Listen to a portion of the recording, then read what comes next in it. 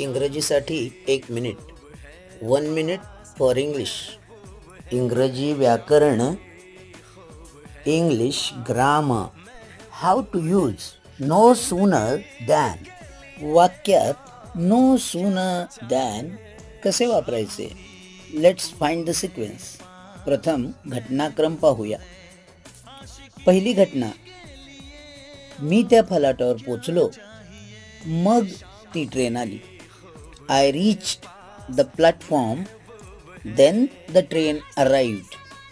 पहिल्या घटनेपूर्वी तिचे हेल्पिंग वर्ब, त्याआधी सुरुवातीला नो सुना. पहिल्या घटनेनंतर दॅन, मग दुसरी घटना. ती ट्रेन आली त्यापेक्षा अधिक लवकर मी त्या फलाटावर पोचलो नव्हतो. No sooner did I reach the platform than the train arrived. Thank you.